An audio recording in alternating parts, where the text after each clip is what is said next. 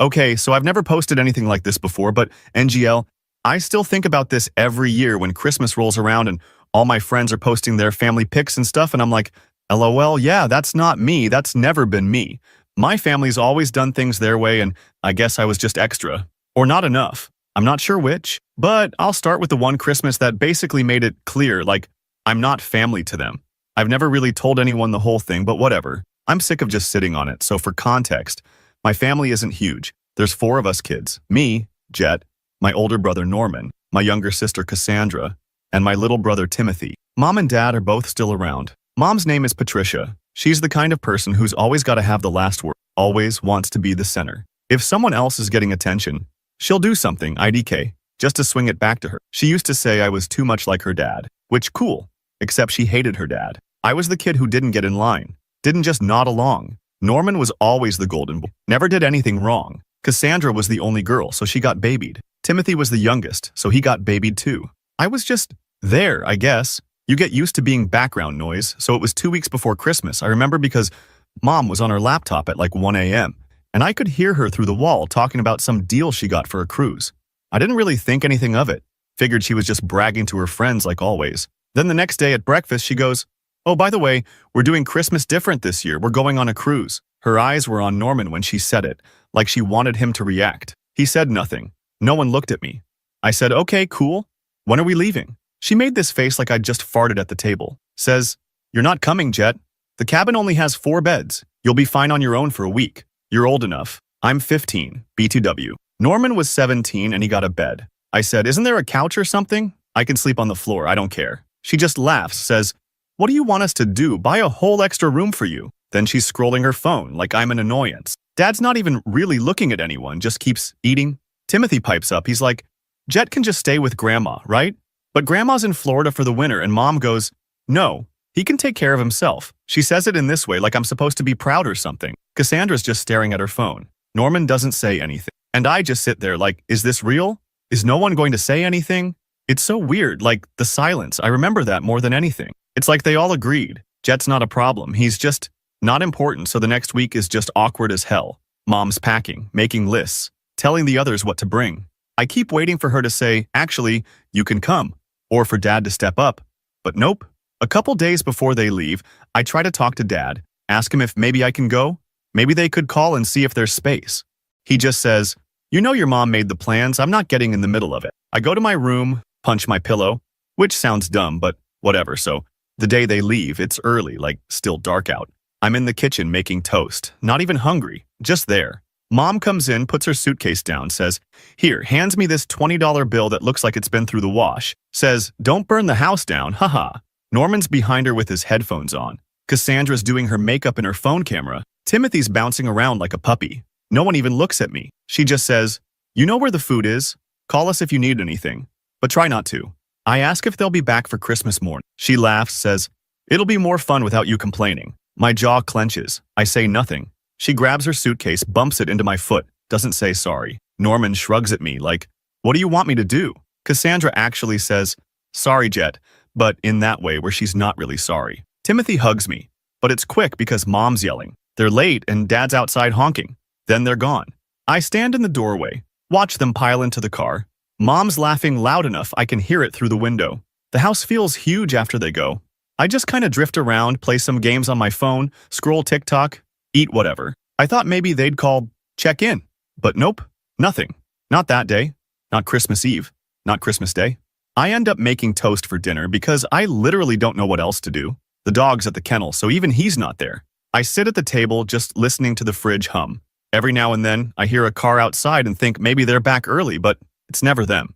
On Christmas morning, I go through the motions, open the one present Mom left for me, which is socks. Not even the kind I like, just plain white one. There's a card that says, "Maybe next year you'll be less difficult." I throw it in the trash. I try texting Norman, just, "Merry Christmas. Hope you guys are having fun." He leaves me on read. I scroll through Instagram and see a pic of them on the cruise deck. Everyone's smiling. It gets like 200 likes. Someone in the comments goes, "Aren't you missing a kid?" Mom replies, "Jet's old enough to do his own thing." I don't even bother responding. They come back a few days later, all tanned and loud. Mom's bragging about the food. Cassandra's mad her phone got wet. Norman's got his arm around some girl from the cruise. Timothy's mad. He lost his sunglasses. I'm standing in the hallway, arms crossed. Mom sees me, goes, "Oh, you survived." I say, "Yeah, thanks for checking in." She rolls her eyes, says, "Don't start, Jet. No one wants drama." Dad tries to pat my shoulder, but I pull away. He sighs. Norman says nothing. Cassandra asks if I fed her fish. I just walk away that night. I hear Mom and Dad arguing in the kitchen. She's saying, "Why does he always have to make things hard? He could have just enjoyed the peace and quiet." Dad says, "Maybe we should have brought him. He's still a kid." Mom snaps, "He's always been a problem, you know that." I go to my room, shut my door hard. I don't talk to any of them for the rest of Christmas break. Norman tries to get me to play games, but I ignore him. Cassandra leaves me a note asking for her charger back. Timothy asks if I want to come see a movie, but Mom says no, I should stay home. I start making plans to leave as soon as I can. I'm done being the extra. I'm not family, not really. They made that pretty clear. I guess that's the end of part 1. I know it sounds wild, but that's exactly how it happened. I never got an apology. Honestly, I never asked for one. I just started counting down the days till I could cut them off, for real. Next part I'll get into what actually happened after that and why I really never looked back. It only gets messier, FR. Update 1. So I guess I'll just jump in again, BC. Honestly, it's wild to look back and realize how much just not being wanted at home messes with your head. Like, for years. People always say stuff like, "Family's family, you'll work it out." But nah, sometimes you just get tired of being the one they drop when it's easy for them. IDK, I kinda always knew I was the odd one out, but after that Christmas, I was just over it, so right after the cruise, it was just awkward. Like dead eyes at the table, nobody talked about it. Norman kept trying to get me to play games with him, acting like nothing happened. But if I brought up the cruise, he'd just say, "It's not my fault. Ask Mom." So I stopped asking. I started just not being there. I'd eat after everyone, leave early, go to my friends' houses. I didn't even tell anyone what happened. Not really. BC, who wants to be the kid shaming his own parents? Plus, IDK, people act weird when you tell them your family sucks. They don't believe you, or they make excuses for your parents.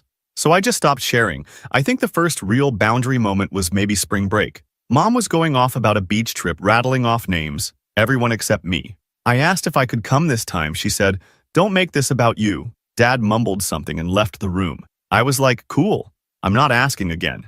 I started spending more time at the skate park, just to stay out as long as possible. When I'd come home, Mom would ask if I was planning to eat her food or just live in her house for free. I snapped back, said, "You left me alone at Christmas. Maybe I should have just moved out." She slapped me. I remember just staring at her. She slammed the fridge and stormed out after that. I stopped expecting anything. I started saving whatever cash I got from birthdays or random side stuff, just so I could bounce ASAP. I started sleeping with my phone under the pillow, just in case.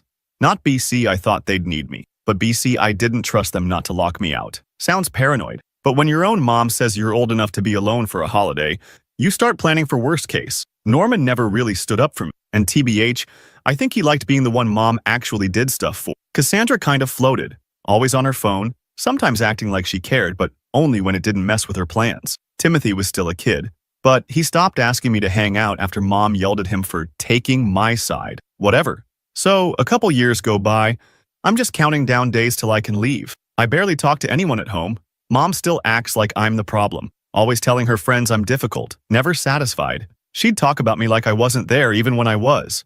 I remember once she was on the phone to Aunt Harper saying, "Jet just can't let things go. He's so dramatic. I wish he'd just be normal like normal. Like I'm a problem to solve, not a person." Dad just kept quiet, like always. He'd sometimes try to say, "It's hard for your mom. You know she's stressed," but I'd just walk away. I was done caring when I finally left. It wasn't some huge dramatic thing. I just packed up my stuff, said bye to Timothy, and left a note for Cassandra. Mom tried to say I was being ungrateful, that I'd never understand how hard it was to be a parent. I said, "You left me alone for Christmas. What else do you want me to say?" She called me selfish. I didn't even look back. Norman texted me like a week later asking if he could borrow my old headphones, and I just left him on read. After that, I made a point not to go home for holidays. I'd get random texts from Mom, sometimes asking for money, sometimes asking if I'd come move boxes or help fix something. I always said I was busy. One time, Norman tried to guilt me into coming home for Thanksgiving, saying Mom was really struggling. I said she's got 3 other kids. He left it alone. Cassandra started hitting me up for help with her phone or her laptop, but only when she needed something. Timothy faded out, honestly, and I don't blame him. It's hard to keep up when everyone's just in their own world. The thing is, it wasn't like one big fight. It was just a million little things piling up. Like Mom never remembered my birthday. Dad would forget to include me in group messages. Norman would only call when he wanted something, and if I didn't help, he'd get all passive-aggressive. Once he called me lazy for not coming to help him move. I laughed and hung up. After a while, I stopped feeling guilty. I realized the only time they wanted me around was when I was useful. If I wasn't, I didn't exist. Stuff with my family just kept getting weirder, honestly. One year, Mom texted me a pic of their Christmas dinner with a caption like, "Wish you were here." But then I saw in the background that my plate wasn't even set. Like, why even bother? Norman got engaged. Didn't even invite me to the family dinner about it. Cassandra had a meltdown over me not lending her cash for a festival. She called me selfish. I told her to get lost. She blocked me for a month, then unblocked me when she needed a ride to the airport. The money thing started getting worse for them a few years ago. Mom lost her side hustle, Dad's retirement tanked, and suddenly everyone was acting like I was supposed to step up and help out. Norman called, asking if I could co-sign for something. I laughed and said, "You left me out of everything. Why would I do that?" He got pissed, said I was holding a grudge. Mom started texting me random guilt trips like, "We're still your family. You need to help." I just stopped responding. I started blocking their numbers when they got too much. Every time I set a boundary, they'd push back. Once, Mom showed up at my place unannounced, banging on the door yelling at me to let her in. I told her to leave or I'd call someone. She slapped the door and left. Norman texted me after saying I was going to regret it when she was gone. I told him, "I already regret a lot of things, but helping you isn't one of them." I started making sure they couldn't find me if I moved, changed my number a couple times, blocked them on every app that mattered. People always ask why I didn't just try harder or forgive and forget. But why should I? I learned early that I was never going to be the favorite, never going to be the one they wanted at the table. I stopped pretending. When people show you who they are, you believe it. My mom always treated me like a burden because I wasn't easy to control. BC, I wouldn't just play along. Norman liked being the center. Cassandra liked being babied. Timothy just wanted peace. They all had a role. I was just the extra. So I left. The last straw was probably when Norman tried to use my info for something without asking. I found out, BC, I got a bill in the mail with his name on it, but my address. I called him. He tried to play dumb, then said, "Well, you never answer your phone. I had to do something." I told him if he ever did it again, I'd make sure he regretted it. He hung up. Mom called to yell at me. I told her I was done. I blocked her number for a year. So yeah, now it's just me. I have friends. I have my own thing. I don't go back, not for holidays, not for birthdays, not for anything. Sometimes people ask if I miss them. I say, miss what? Being left out? Being the backup plan? Nah, I'm good. I just focus on me now. And if they ever need something, they know where to find someone else. But here's where it gets interesting. Stuff's about to get real for them. And I'm not gonna lie. I'm not even sorry. Next part, I'll get into how I made sure they finally felt what it's like to be left out. For real. I'm not the one waiting by the phone anymore. Stay tuned. You'll want to see what comes next. Update 2. So I guess if you've made it this far, you probably know I didn't just drift off and go full therapy mode or whatever. Nah. People always act like if you set boundaries, you're supposed to find peace or something. But sometimes it just makes you see how much BS you put up with for years. TBH, I started planning my own payback way before things got bad for them. I don't let stuff go, and they always thought they could just dump it on me and I'd roll over. Not anymore. The first weird moment that really set me off was when Norman tried to text me like nothing happened. This was after he tried to use my info for his own bills, remember? He sends me this weak message about, "Hey, we should get lunch and catch up." I just left him on read for like 3 days. Then Mom sends this group text like, "Family isn't about keeping score, Jet." I replied, "Family isn't about leaving your kid alone for Christmas either." She calls me dramatic, says I'm embarrassing her. I blocked her again. Norman tried calling me like 5 times. I just ignored it. Then they start getting desperate. I started hearing from random people, Cassandra's friends, even some old neighbors, saying, "Hey, your mom says you're ignoring her. Is everything okay?" Like what? Don't drag other people into this. So I started making it clear I was done being the backup plan. Anytime they asked for help with something, I said no. Norman wanted me to help him move again. I told him to hire someone. Cassandra asked if I could cover her phone bill. I said, "Pay it yourself." Timothy wanted to crash at my place when he had a fight with Mom, but all I said was, "Figure it out. That's what I had to do, right?" And here's where it gets more real. Mom started having money problems. She'd always lived like she was on a reality show, buying random crap, acting like she'd never have to worry. Dad's retirement tanked, so they started selling stuff off. Mom texted me about co-signing a loan. I laughed and sent her a screenshot of her old message about me being old enough to do things alone. She called me, left this long rant on my voicemail about how I was ruining the family's future. I just saved it for laughs. They tried playing the guilt card hard. Norman said, "You know Mom's not well. You need to help. I said maybe if you didn't always act like I didn't exist, you'd have backup. Cassandra tried the tears, said she was scared for Mom. I said ask Mom why she left me alone for Christmas. They gave up for a while, but I wanted more. I wanted them to actually feel it, not just whine. So I started doing the small things that would really get under their skin. First, there was this old family group chat Mom used for all the important updates, like who's bringing what for holidays or when to pay bills for shared stuff, like the storage unit with our old things. I left the group one day after Mom sent a pic of them at dinner without me. Again, with a caption about, wishing Jet was here. Too bad he's always so busy. I replied, I'm only busy because you made it clear I'm not needed. Then I left. Norman tried to add me back. I declined. The storage unit was in my name. They'd always just used it. BC, I was the only one who could get the cheap deal. I changed the code, took my stuff out, and told them they had 30 days to get theirs or it was going in the trash. Mom freaked out, sent like a dozen texts. Norman called me yelling. Cassandra tried to get her boyfriend to threaten me. I told them all, pay me the back rent you owe or I'm tossing it. Norman tried to show up at my place. I told him if he ever did that again, I'd get someone involved. He backed off. A week later, Mom paid the back rent, but with a nasty note about, family shouldn't be about money. I sent back, family shouldn't be about dumping your kid. She slammed the door when they came for their stuff. I started really leaning into it after that. I made sure if they ever needed a ride, or help with tech, or anything else, I let them wait. Once Norman called me at 2 a.m. because his car broke down on the highway. I answered, said, call Cassandra. He hung up. Cassandra tried to guilt me into helping her with her taxes. I said, I'm not your accountant. Figure it out. Mom tried to show up at my apartment again, yelling in the hallway. I told her to leave. The neighbors heard and she got embarrassed, but DC one time, Timothy actually pushed me when I refused to give him gas money. I pushed him back. He stormed out, slammed the elevator door. Mom called, yelling about how I was tearing the family apart.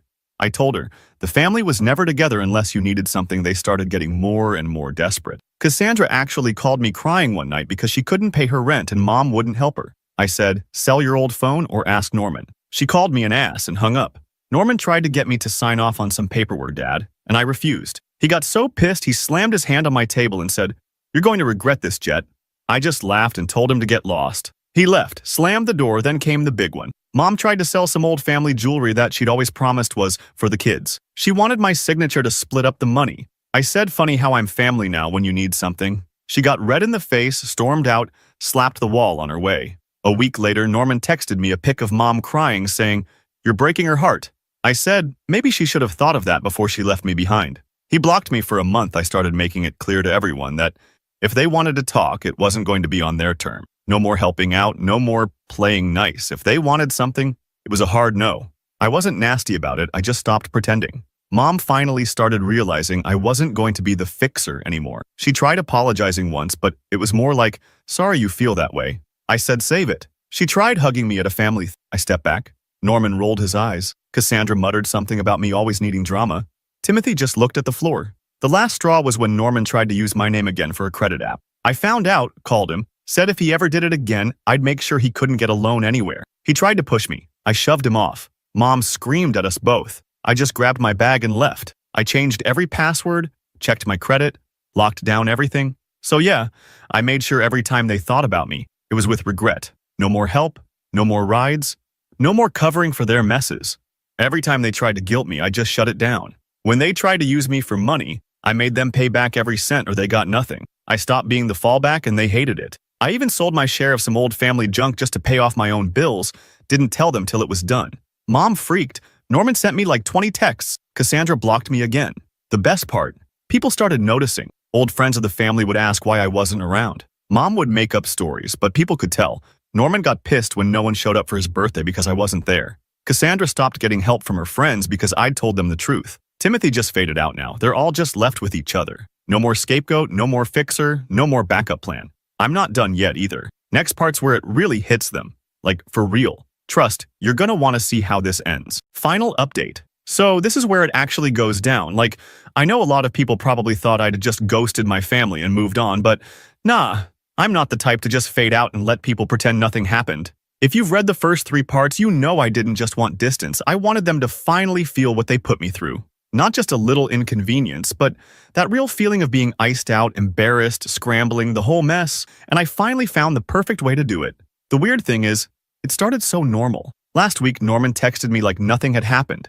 acting all chill, asking if I'd come to this family thing for Dad's birthday. Like, bro, you really think I'm gonna show up just to sit there and pretend we're good?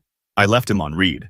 Again. So then 2 days ago, Mom called 3 times in a row, didn't leave a message, I blocked her again. IDK what it is with her, it's like she thinks if she just keeps calling, I'll cave. Then I got this email, totally bland, from some lawyer's office. Not even a real lawyer, just one of those cheap online things, like, please sign this so your mom can sell a bunch of family assets. Turns out, she wanted to cash out the old lake lot my grandparents left us, the only thing of value that the whole family had their name on. She couldn't do it without my signature. Because legally, all the kids had to sign.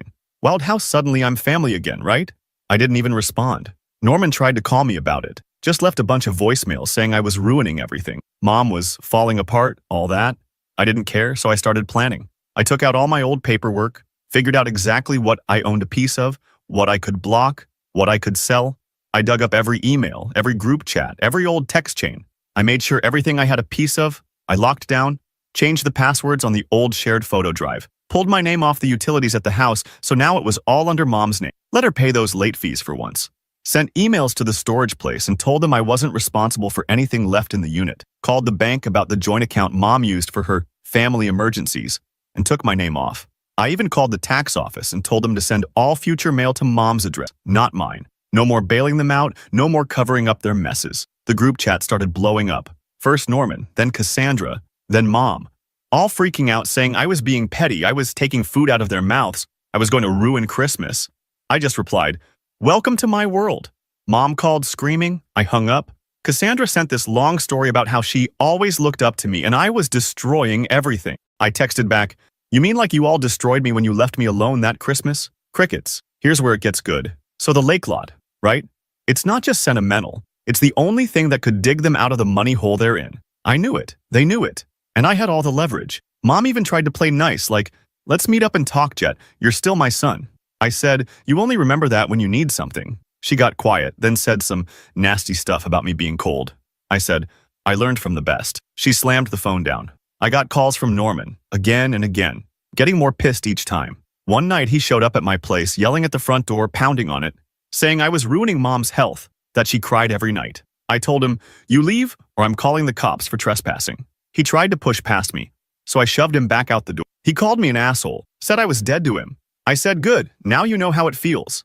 Slammed the door. Didn't hear from him for a day. Then yesterday, the lawyer emailed again, this time saying they couldn't move forward unless I signed. I replied, not interested in helping people who never helped me. Norman texted, begging. Cassandra called, crying. I just muted them all. Mom tried one last time, left a voicemail saying she forgave me for everything. I laughed so hard I almost dropped my phone, and then this morning, it happened. Woke up to 11 messages from Norman, all in a row, all caps. First saying, what did you do? Then she won't stop crying. Then just pick up the phone, please. She's not eating, she's losing it. You don't have to do this. Why are you being like this? Just sign the damn paper. What is wrong with you? Please, I'm begging you. Just call her, please. I didn't answer. I sat there just staring at my phone. Nongle. Part of me wondered if I should feel bad. But then I thought about that night, 15, eating cold toast alone. Not even a text. I thought about every time they left me out, every time I was just the extra, the backup, the afterthought. Nah, I'm not giving in. I put the phone on silent, so yeah, that's where I left it. I didn't pick up.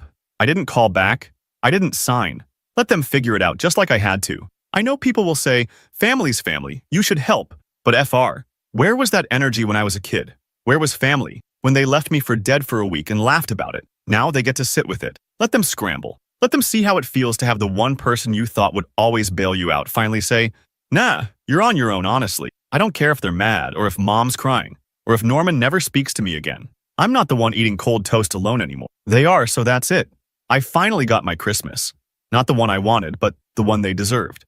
They framed me. They fired me. And that's how they f***ed themselves into a divorce, a prison sentence, and a handful of deportations. This is a long one, but if you stick with it until the end, you will learn how I was framed and fired from my job and accidentally set off a chain reaction that led to a staff overhaul with several managers being fired or moved to other restaurants, the general manager being fired and getting a divorce, and one of the managers being investigated by the FBI and ultimately arrested, as well as several of the workers being deported. Here we go. I used to work at an upscale restaurant owned by a large corporate entity that owns several different restaurant brands. I worked there for about 3.5 years before they eventually fired me, but more about that later. First, I want to give an idea of my role there. My role at that job was a little of everything. Since the day I started working there, I took it upon myself to learn as much as possible. I was very persistent with management when I wanted to learn a new department. I had started as a server, but eventually had worked my way into different departments and job titles, like carry out, hosting, bartending, bar backing, banquets, catering, and deliveries. My singular goal while working there was to make myself available for as many hours as possible. I was being paid about $12 an hour, though that fluctuated if I was working as a bartender or server and making tips. Eventually, it was noticed by management how I fit best into one of the non-tipped positions. I was so good at it that they decided to try me out as an unofficial supervisor over the team that worked in carry out, catering, and deliveries, as those were all one department. I knew this was going to ultimately mean a few less hours since I would only be working one department, so I negotiated with management to increase my pay by about $1.50. Since I was taking on additional responsibilities, they were satisfied with the pay increase. I wasn't trying to get as much money as possible. I just wanted to be able to pay my bills and still have a little money left over for fun. I was living in the highly taxed city of Chicago, which is in the already highly taxed state of Illinois, so it was pretty difficult to make ends meet and still have money left to enjoy my life. I am a person of simple pleasures and I can enjoy things for long periods of time, so it didn't take much money to be happy. A video game could hold my attention for several months, sometimes even years. I had a family pet that I had brought with me to Chicago, so that counted as an extra expense. Not long after I started this position as the unofficial supervisor, I got a girlfriend, so I was also going out more often and spending money on her. With my position and some smart budgeting, I was able to afford all of this. The money wasn't an issue, but management had a high turnover rate, so the incoming managers often did not know what the department entailed or how important hours were to workers of these departments. Eventually, it was noted that our current general manager was going to be fired and replaced. The incoming general manager was supposed to be some rock star when it came to improving restaurants. We looked up his name and found him as the first search result on Google. But the entry wasn't some glowing review of his work ethic or of his impeccable ability to improve the way a restaurant runs. It was actually a mugshot and a police report filed for repeated domestic abuse. This is important later. We'll call him Harvey. Shortly after Harvey came in and started making changes, one of our best managers gave her resignation. She refused to work with him, and like a fucking oracle, told us to expect lots of sexual harassment, misogynistic comments, and for him to eventually run this place into the ground. Not long after she left, our general manager began replacing our current managers with hand-picked people that he had worked with in the past. Eventually, all but one manager was replaced. That manager was the kitchen manager. We will call him Frito. Frito had been there since I had started working there. He seemed to be something of a chameleon, as in his values and ethics seemed to change depending on who his boss was. Honestly, I sort of applaud his survival instincts, but ultimately see him as a suck-up and traitor. Harvey never really replaced the manager for our department, so we ran without a lot of oversight. Unless you count me as the supervisor, we didn't constantly have someone breathing down our necks about how things should be done. Our department had some hiccups here and there, but it still ran really smoothly. Since we did not have our own manager, we often had to radio for a manager to come help us out on things that needed a manager card for approval. Frito would always be the one to answer these calls since the kitchen was closest to our department.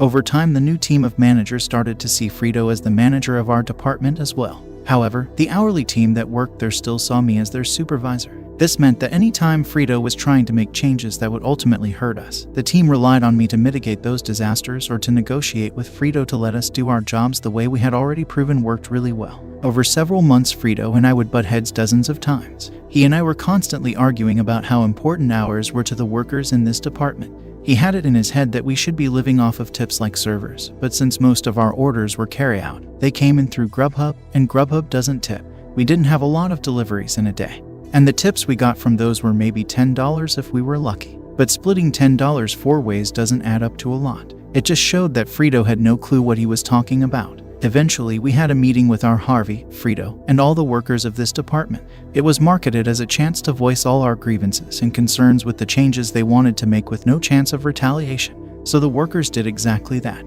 They talked about how Frito was trying to cut hours even though he isn't our actual manager. When it was brought up that they were attempting to hire someone to be the manager, the team suggested that I take over since I had already been supervising them and running things smoothly for the last several months. I was also the one that management consulted with when writing schedules, as I had an understanding of the days some workers could and couldn't work depending on their school schedules or family life. I could see at the moment it was suggested that Harvey and Frito made the decision on the spot that I had to be gotten rid of. Although they didn't say it, I could see the look they gave each other and instinctively knew that my days at this place were numbered and my job was going to be getting the axe one way or another. They made a bunch of promises to us about not cutting hours. They told us that they would stop sending all but one person home early and only leaving one person to clean everything and close up by themselves, as this wasn't a small department and it was simply too much for one person to do alone while still meeting health and safety standards. They promised that whatever hours we were scheduled for, we would work. We weren't trying to be unreasonable, so we told them that we usually have 3 or 4 people scheduled to work our department. They could cut 2 of them early, but we always needed at least 2 people here to help close properly. The promise was made that they would always have at least 2 closers. However, only about a week later, they started sending all but one person home early again every night.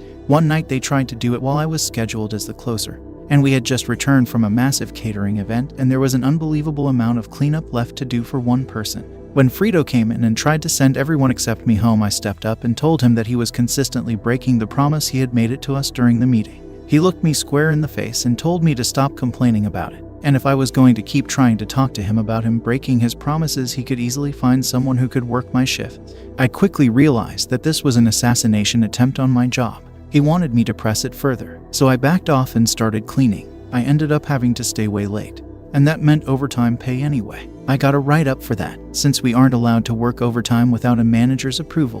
When I refused to sign the write-up, pointing out that I had tried to explain to Frito that I wouldn't be able to clean up all that stuff alone before my scheduled shift ended, I was allowed to leave without signing the write-up, but only because the HR rep that was present at the time wasn't one of Harvey's cronies. Skip ahead to the day I was fired. It is important to note at this point that I always came into work an hour early. Since we lived in Chicago, food was expensive. However, at our job we were allowed to have as much free soup and bread as we liked. So I would come into work 1 hour early every day so I could have some soup and bread for lunch before my shift.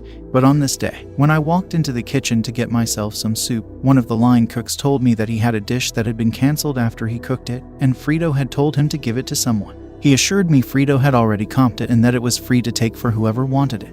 It just so happened to be my favorite appetizer, so I happily took the free food. Not long after I got to my booth, both Harvey and Frito approached me and asked me if I had put in a ticket for that food. I told them that the line cook had given it to me and said it was the canceled order that Frito had already comped. Frito looked dumbfounded and said he had no idea what I was talking about. So Harvey told me, "I think you know that's theft. Go ahead and finish the food and then grab my stuff and go. That's the last meal you'll be having here." I tried to explain to them that I had been given this food by the line cook, but they refused to listen, so I offered to take them to the kitchen to clear it up with the cook. But by the time I had gone back to the kitchen with them to talk to the line cook, he had already gone home for the day. I had no choice but to gather my stuff, say my goodbyes, and head home. On my way out, I told the people working my department that afternoon what had happened, exactly as it happened. They were shocked and angry, but mostly sad to see me go. I decided that on my way out, I would stop by the accounting office and pick up any tips that may have been dropped for me that week, just to make sure I didn't get screwed out of that money. Before heading down,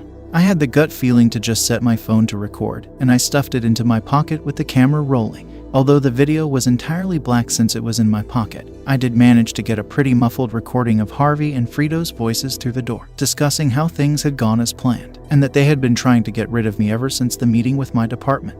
I knocked on the door and they hushed up before opening it. They asked what I was still doing there, and I asked for my tips. They gathered what was in the safe for me and handed it over. Despite my anger rising at what I had just heard, I decided not to burn this bridge just yet, because perhaps I could fucking nuke it later. I offered a handshake to both managers, thanked them for the opportunity to work there, and left, making sure to pull my phone out of my pocket and record the front of the restaurant, with the sign showing its name and logo. Working in a restaurant, you learn to always cover your own ass. It's true for most jobs, but something was just telling me I would need this all later. If I was being accused of theft, I wanted to be able to prove it wasn't true if ever came up in future job interviews, which is exactly what happened and where this all started going nuclear. On the train ride home, I sent some messages and made some posts on some local groups on Facebook saying that I had just been fired and that I was looking for a job as quickly as possible. By the time I got off at my stop, I had already set up an interview for later that day. I was offered the job about 5 minutes into the interview, but after going over the details, it didn't sound like it was for me, so I turned it down.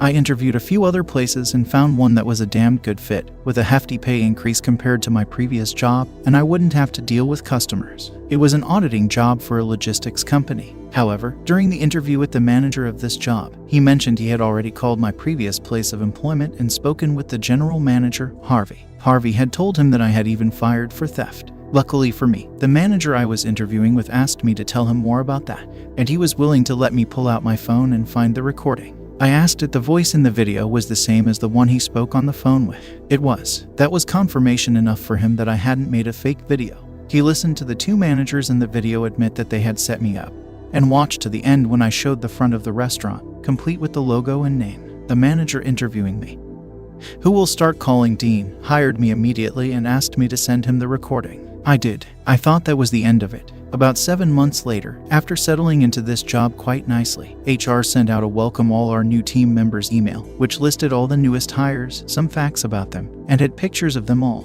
They sent these out every time they hired a new round of people. One of them, Thomas, was a former coworker who worked with me at the restaurant. We had worked at the host stand together, so I was pretty glad to see someone I knew and liked coming onto the team. I sought out his desk and went and said hello, and asked why he left the restaurant. He hadn't left willingly. He'd been laid off because the company was under investigation. It had started as a relatively small matter. The corporate entity that owned the restaurant chain had received an email with an attached video. My video that had been filmed from inside my pocket. That was cause enough for corporate to send someone to investigate internally. Thomas was pretty surprised that I hadn't heard anything about it, since there had been numerous attempts to get in touch with me. As soon as he said that, I logged into the old email I had used when I first applied for the job at the restaurant. I had at least 24 emails asking me to come in to discuss my employment and termination. I never replied. I just didn't care enough anymore. I'd also changed my number since then, so they hadn't been able to contact me by phone. Thomas continued explaining that before corporate had sent someone, Harvey and Frito had talked with my department and tried to offer them all a small pay increase to spin corporate a story about how I was incompetent at my job and failed to live up to my duties. The day the corporate auditor showed up, there had been a small exodus of people from my old department. They quit on the spot, in front of the lady from corporate, let's call her Audrey, and made sure to rat out Harvey and Frito before leaving. Strike one for both of them. Strike two came a couple of days after Audrey showed Harvey and Frito the recording that had kicked all of this off. They denied it vehemently, but there was no mistaking Harvey's voice. It's unique. Not only that, but the video also picked up their voice and mine when we shook hands and had a friendly parting of the ways, which was something they had already bragged about to Audrey, thinking it made them look better that we were able to part on good terms. This wasn't the actual strike two. That came when it was clear they needed to be separated. So Audrey sent Frito to work at another restaurant owned our parent company and temporarily demoted Harvey to manager. This tore them apart. They had once been an inseparable evil team, but the pressure of the investigation must have pushed them over the edge. They ended up at each other's throats. On Facebook, on a public post on the company page. The post had since been deleted, but Thomas explained it as the following. Frito had been pictured in the Facebook post on the restaurant page, and Harvey made a passive-aggressive comment about how Frito shouldn't even be in the picture since had been moved to another restaurant due to misconduct. Frito saw this comment and said something along the lines of, at least when people Google my name, I don't show up as the guy that punched his wife. To which Harvey responded, very funny from the guy who is cheating on his wife with Janet's sister. Not her real name, but Janet was the girl they appointed to officially supervise my old department after they fired me. The unofficial supervisor. Frito replies to that by saying, like, you haven't tried with half the waitresses. They all have stories about you trying to fuck them. The post was deleted, but not before it had been seen by Audrey the auditor. That was officially strike two. Strike three came the next day when Audrey started interviewing the female waitstaff and bartenders, seeing if any of them could confirm that Harvey had tried to make a move on them. All of them were interviewed separately. Several of them had similar stories. Every girl that confirmed Harvey had made a move on them all said he had offered to be their sugar daddy if they would send nudes or stay after closing to fool around with him. Harvey was fired, but that isn't the worst of it. Audrey the auditor wasn't just some random woman from corporate. She was the old regional manager for this area, and had personally hired Harvey's wife as the general manager of another restaurant in the city. So she called up the restaurant Harvey's wife worked at and told Harvey's wife everything she had learned from the female waitstaff.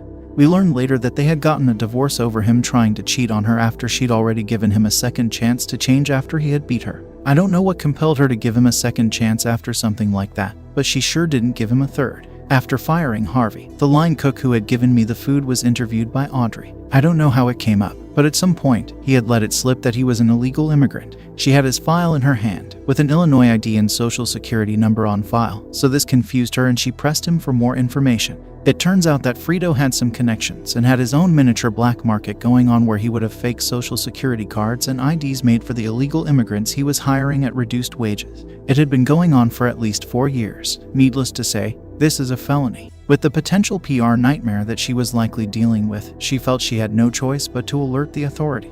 Local PD enlisted the help of the FBI since some of the evidence led them beyond the jurisdiction of the local police. Frito was arrested and quickly gave up the names of the people working that he had sold social security cards and IDs to.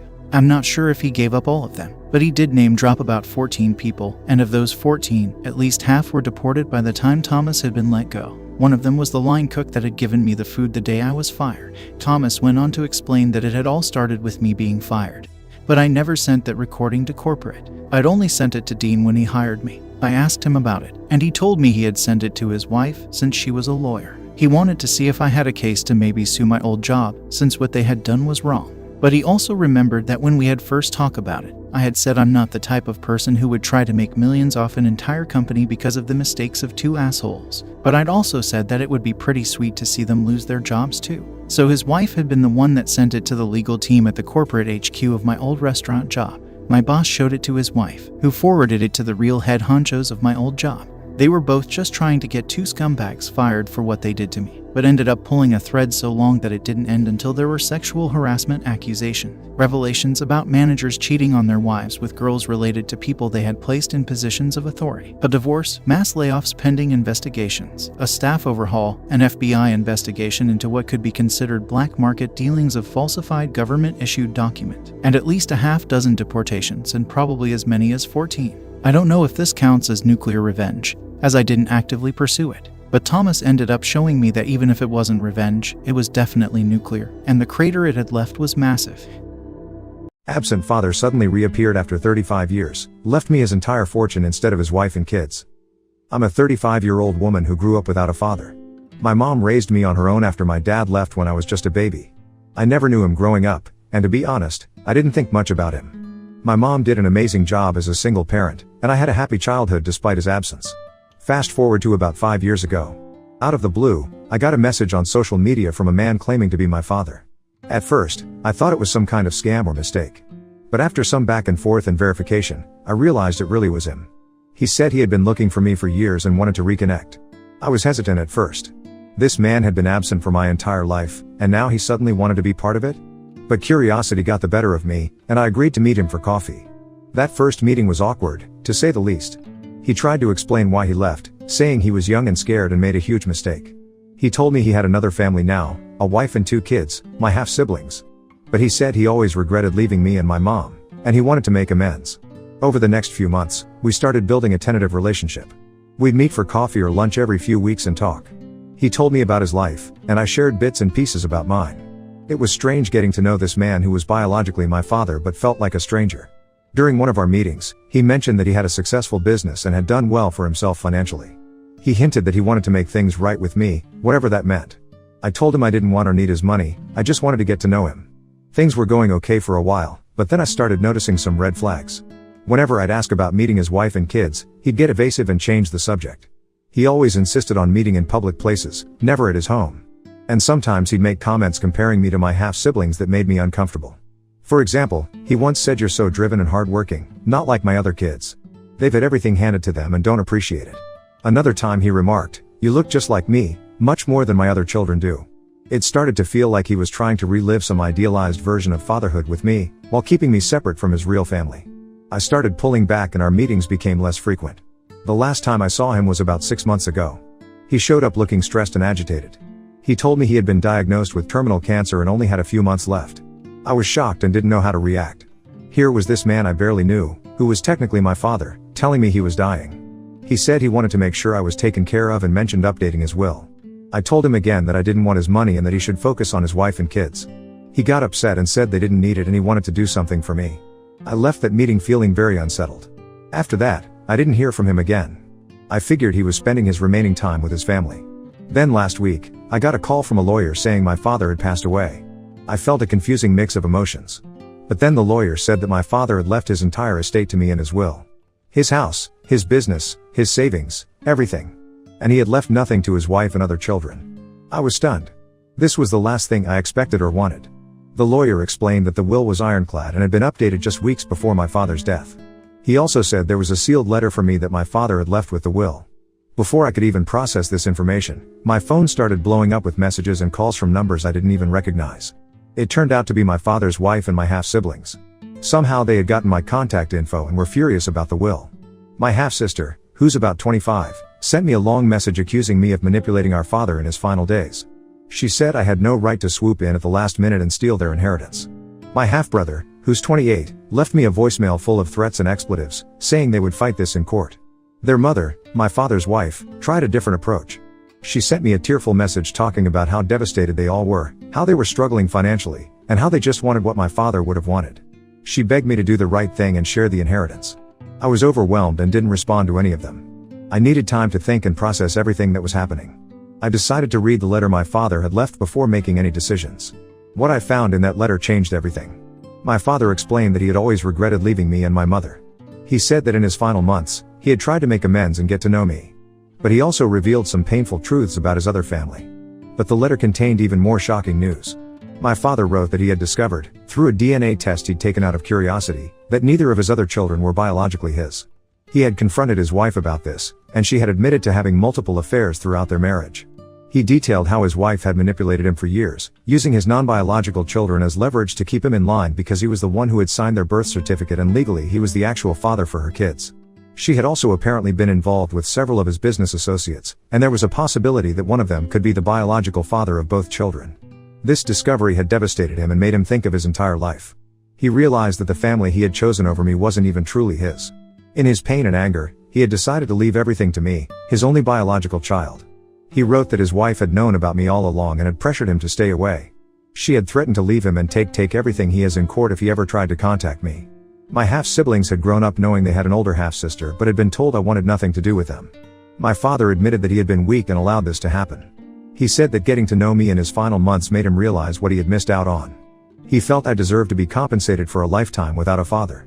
He also added that his other children had grown up spoiled and entitled. They had squandered opportunities and money he had given them over the years. He worried that leaving them his fortune would only enable more of the same behavior. The letter ended with him asking my forgiveness and saying that this inheritance was his way of trying to make things right. He hoped I would use it to build a good life for myself and maybe even help others. After reading the letter, I just felt sad that while I did not know my father, the time I have spent with him showed that he was actually a good man with a good heart. I decided not to respond to any of my father's family's messages. Instead, I had my lawyer send them a formal letter explaining that I had no intention of contesting the will or sharing the inheritance. I did not mention the contents of my father's letter to me. This set off another round of drama. My half-siblings started a social media campaign painting me as a gold-digging homewrecker who had seduced their poor dying father. They posted old family photos and talked about what a wonderful dad he had been, conveniently leaving out my existence. Some of their friends and extended family members started harassing me online. I got messages calling me horrible names and saying I was tearing a grieving family apart. A few even made vague threats about what would happen if I didn't give back the money. My father's wife tried a new tactic. She showed up at my workplace one day, crying and causing a scene. She talked about how they were going to lose their home and how my father would never have wanted this. My coworkers were confused and uncomfortable, and I had to ask security to escort her out. Through all of this, I've stayed quiet. I haven't engaged with their accusations or tried to defend myself publicly. But it's been hard. There are moments when I've been tempted to share my father's letter and expose all their lies. But I know that would only lead to more drama and pain for everyone involved. I did reach out to my mom to tell her what was happening. She was shocked but supportive. She told me that my father had tried to come back when I was about 5 years old, saying he had made a mistake.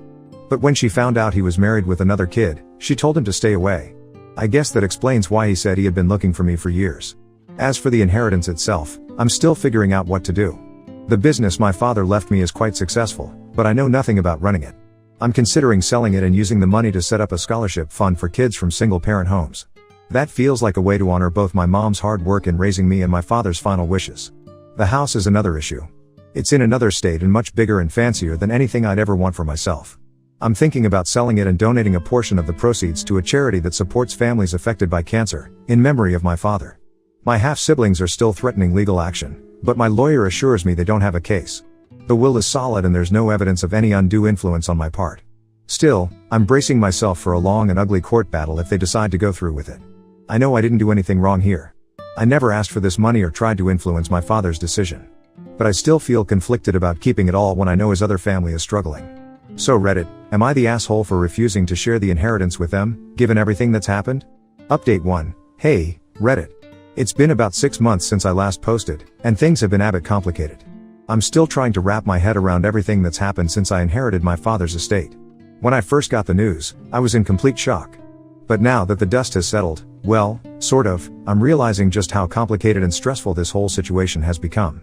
After my father's passing, I inherited not just his house and savings, but also his business.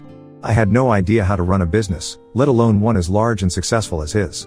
My father's company was well established, with a lot of moving parts. Employees, contracts, clients, the works. I tried to step in and learn as much as I could, but it's been incredibly overwhelming. I've been getting harassed nonstop by my half-siblings and their mother. They've made it their mission to make my life a living hell. They're constantly sending nasty messages, spreading lies about me on social media, and even showing up at my workplace to cause scenes. The stress of dealing with them, combined with trying to manage a business I never wanted, has been taking a serious toll on my mental health. I've been seriously considering selling the business. It's not something I ever wanted or asked for, and I feel like it's more of a burden than anything else. But at the same time, I can't help but feel a sense of responsibility to the employees who rely on it for their livelihoods. I've been discussing my options with my lawyer, but it's a tough decision. As I mentioned in my last post, my half-siblings and their mother have been furious about my father leaving everything to me. Well, things have escalated. They've officially filed a lawsuit contesting the will, claiming that I manipulated my father in his final days and took advantage of his illness to get him to change his will. They're accusing me of elder abuse, saying that I isolated him from them and pressured him into leaving everything to me. Their claims are completely baseless, but it's still terrifying to be accused of something like that. My lawyer has been great, though. She's advised me to consider filing a countersuit for defamation, given all the lies they've been spreading about me. I'm not someone who likes to get involved in legal battles, but at this point, I feel like I don't have a choice. When we finally had our first day in court, and it was a complete mess. Their lawyer presented a bunch of so-called evidence that was supposed to prove I manipulated my father. It was mostly just out of context messages and twisted interpretations of our conversations. I sat there feeling like I was in some kind of nightmare, watching as they tried to paint me as this evil, money-hungry person. But then, my lawyer presented the letter my father had left for me, the one where he explained why he had left everything to me and revealed the truth about my half-sibling's paternity. The courtroom went silent as she read out loud the part where my father explained how he discovered that neither of his other children were biologically his and how his wife had manipulated him for years. It was like a scene out of a movie. The judge looked stunned. My father's wife, who had been sitting there with a smug look on her face, suddenly broke down in tears. She was called to the stand, and under pressure, she admitted to having multiple affairs throughout their marriage. She even admitted that she had known about me all along and had pressured my father to stay away from me. My half-siblings were in complete shock. They stormed out of the courtroom, refusing to continue with the case. The judge dismissed their claims, ruling in my favor and stating that the will was valid and that there was no evidence of any undue influence or manipulation on my part. The case was officially closed, but the aftermath was anything but. After the trial, things got even more complicated. My half-siblings completely cut off contact with their mother. I heard that they were devastated by the news and felt betrayed by the woman they had always thought of as their mother. They've been blaming her for everything that happened, and it seems like their relationship has been irreparably damaged. But that's not where the drama ended. I started receiving anonymous threats, both online and in the mail. People were telling me that I had destroyed a family and that I would pay for what I'd done. It was terrifying, and I didn't feel safe in my own home. I ended up setting security cameras to protect myself. As for the house and business, I've decided it's time to let them go. The house is in another state and is far too big for me. I've never felt any emotional attachment to it. I've made arrangements to sell it, and I'm planning to donate a portion of the proceeds to a charity that supports families affected by cancer, in memory of my father. The business was a harder decision, but I knew I couldn't keep running it. I just don't have the knowledge or the passion for it, and it was causing me so much stress. That's when something unexpected happened. After the trial, I was approached by one of my father's longtime business partners. He had been with my father since the early days of the company and knew everything there was to know about the business. He told me that he had been heartbroken by my father's passing and that he had been concerned about what would happen to the company. He made me an offer to buy the business from me, with the promise that he would keep all the current employees and continue to run it with the same integrity and care that my father had. I knew that selling to him would mean that the employees would be taken care of, and the company would be in good hands. After some negotiations, we finalized the deal. The business was officially sold, and I was able to walk away with a clear conscience, knowing that it was in good hands. I've since invested the money from the sale, and I'm planning to use it to build a life for myself that honors both my mother's hard work and my father's final wishes. This whole experience was new to me, but I'm finally starting to feel like I can move on. I've learned a lot about myself, my family, and what it means to truly make peace with the past. Thank you to everyone who offered advice and support. It meant more than you know. Update 2. Hey, everyone. It's been a year since I inherited my father's estate, and I wanted to give you all an update on how things have been going. After everything that happened with the legal battle, selling the business, and dealing with the fallout from my father's will, I've been trying to move forward and build a new life for myself. After selling the business and the house, I decided it was time for a fresh start. I moved to a new city where no one knew about my past, my father, or the drama with my half-siblings. I've been focusing on investing the money I received wisely. I've also been exploring ways to give back, just as my father had hoped I would. I've set up a scholarship fund for kids from single-parent homes, in honor of my mother's hard work in raising me. It feels good to know that I'm doing something positive with the money, and I hope it will make a difference in the lives of others who are in similar situations to the one I was in growing up. Life has been quiet, and I've been enjoying the peace. But recently, something happened that I wasn't expecting. I was at a hospital for a routine checkup when I ran into my half-brother. I almost didn't recognize him at first. He looked completely different from the person I remembered from the courtroom. He was sitting in the waiting room, looking tired and worn down. When our eyes met, he seemed just as shocked to see me as I was to see him. We ended up talking, and he told me that he had been going through a really rough time. After the trial, he and his sister had cut ties with their mother and had been struggling ever since. He had been living on the streets for a while and had recently found out that he needed an expensive medical treatment that he couldn't afford. Hearing all of this stirred up a lot of conflicting emotions. On one hand, I felt for him. Despite everything that had happened, he was still my half-brother, and it was hard to see him in such a dire situation. But on the other hand, I couldn't forget how he had treated me during the legal battle. The accusations, the harassment, the threats, it was all still fresh in my mind. I didn't know what to do. Part of me wanted to help him, but I was also afraid of being manipulated again. I ended up consulting my lawyer about the situation, asking what the risks would be if I decided to help him. My lawyer advised me to be cautious but suggested that if I did want to help, I could do so anonymously through a trust. After thinking it over, I decided that I couldn't just walk away from him in his time of need. But I also knew I needed to protect myself. I ended up setting up a trust in his name, with the condition that the money could only be used for his medical expenses. This way, I could help him without opening myself up to more drama or manipulation. I had my lawyer handle the details, and to this day, my half-brother doesn't know that I'm the one who set up the trust. I hope it helps him get the treatment he needs and that he can get back on his feet. I believe I recapped everything I could remember, so I want to step away from the keyboard and live my life Abbott. Thanks for listening, Reddit. Until next update, bye. Mini update: unfortunately, things didn't go as smoothly as I'd hoped. Not long after setting up the trust, I got word that my half-brother's health had deteriorated rapidly. He needed emergency surgery. I didn't know if I should try to reach out to him or just let things be. In the end, I decided not to get directly involved. I figured that if he wanted to reconnect, he would have reached out to me by now. But I did hear through some people that he made it through the surgery, but his condition is still touch and go. I hope he pulls through, but I'm also trying to maintain some distance for my own peace of mind. This will be my final update, and I want to thank everyone who has followed my story and offered advice and support. This past years has been one of the most challenging of my life. I'm planning to continue focusing on the positive, using the inheritance to build a better life for myself and to help others in need. I've learned that sometimes, the best way to move forward is to let go of the past and focus on what you can do to make a difference in the present. Thanks again, Reddit. I'm finally at peace with everything that's happened, and I'm looking forward to the future.